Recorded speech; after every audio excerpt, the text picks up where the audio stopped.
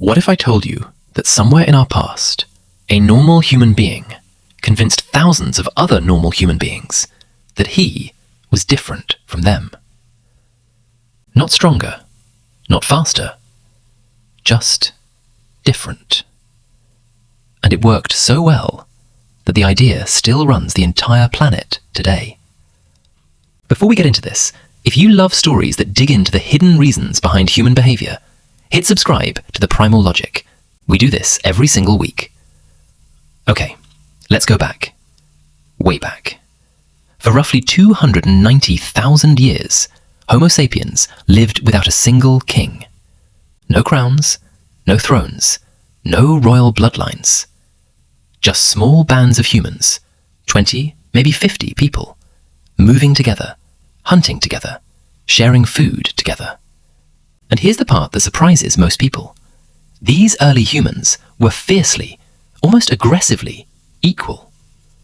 Anthropologists studying modern hunter-gatherer societies, groups that still live similarly to our ancient ancestors, found something remarkable. If one person in the group started acting bossy, started trying to control others, the group did not tolerate it. They mocked him. They excluded him. In extreme cases, they killed him. There's actually a term for this in anthropology. It's called a reverse dominance hierarchy. Instead of one person dominating the group dominates anyone who tries to dominate. So here's the mystery. If humans spent almost 300,000 years actively crushing the idea of kings, how did kings happen at all? The answer isn't really about power. It's about food. Picture a river valley about 12,000 years ago. The ice is melting. The climate is warming. And something happens that changes everything. Humans start farming. Suddenly, instead of following animals across the land, people stay in one place. They plant seeds. They wait. They harvest. And waiting changes people. Farming produces something hunting never could. A surplus.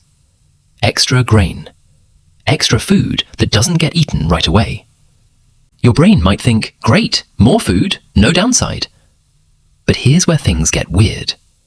Surplus creates a brand new problem our species had never faced before. Storage. And storage creates an even bigger problem. Who controls it? In a hunting band, you can't hoard meat. It rots. It has to be shared or it's wasted. But grain? Grain can sit in a container for months. Which means, for the first time in human history, some people could have more than others. This is the exact moment inequality becomes physically possible. Now imagine you're living in one of these early farming villages. You've grown extra wheat this season. Your neighbour's crop failed. What do? You could share it out of kindness. Or you could lend it. And if you lend it, they now owe you something. This is where debt is born. And debt, historians argue, is one of the very first threads that starts weaving humans into hierarchies. But debt alone doesn't create a king. You need something bigger. You need a threat. Picture this same village, but now it's being raided by a neighbouring group. Everyone is terrified. In chaos, people don't want equality. They want someone who can make fast decisions and protect them. So, temporarily, they give one person more authority. A war leader. Someone allowed to give orders others actually obey. Here's the twist almost nobody expects.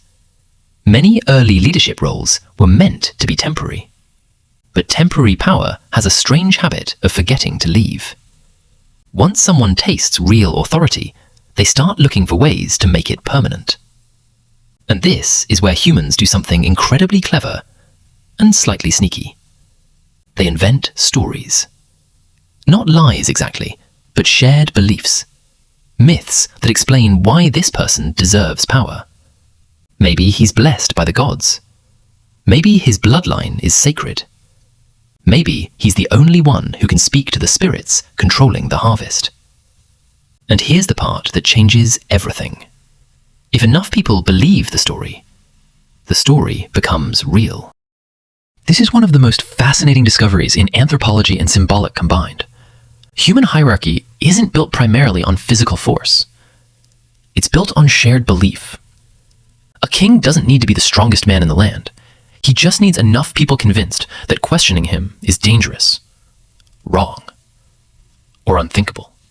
It's like evolution accidentally left a bug in the system, one clever humans learned to exploit. Now, you'd think that's the end of the story. Surplus, fear, myth, king. Done. But there's a psychological piece that makes this even more powerful. Human brains are wired to respect status. Studies in social psychology show we instinctively defer to individuals wearing symbols of authority. Uniforms, crowns, elevated seating, even certain tones of voice. Your brain is basically saying, absolutely, that person seems important, best not to challenge them. Early rulers understood this instinctively, long before psychology existed as a science. So they built thrones, palaces, golden ornaments, elaborate rituals. Not because they needed comfort, because humans respond to symbols, almost automatically. The rituals reinforced the myths reinforced the authority, and the authority reinforced the hierarchy. Once that loop existed, kingship stopped being an idea. It became infrastructure. And once you have surplus food, storage, debt, myth, and psychological deference all working together, you don't just get one king, you get a template. A blueprint other groups start copying because, frankly, it works. Centralized decision-making helps coordinate irrigation systems, defend territory, and organize large-scale labor. Nature clearly didn't design us to live under kings. We spent hundreds of thousands of years actively resisting that exact structure. But once farming rewired our environment, our own psychology, the very traits that helped us cooperate and trust leaders in emergencies, became the raw material kings used to build empires. Which brings us to the real twist in this whole story. Kings weren't invented by powerful individuals seizing control. They were invented by us. By ordinary humans searching for safety, structure, and explanation in an increasingly complex world. We didn't lose our equality. In a strange way, we traded it. For protection. For stability. For a story that made an uncertain world feel a little more controlled. So here's a question worth sitting with. If the belief in kings was something humans built together, using nothing but shared imagination, what other invisible hierarchies might we be living inside of right now? Ones we've simply stopped noticing. If you enjoyed exploring this mystery, subscribe to the Primal Logic for more fascinating stories about humans, nature, science, and the hidden reasons behind the world around us.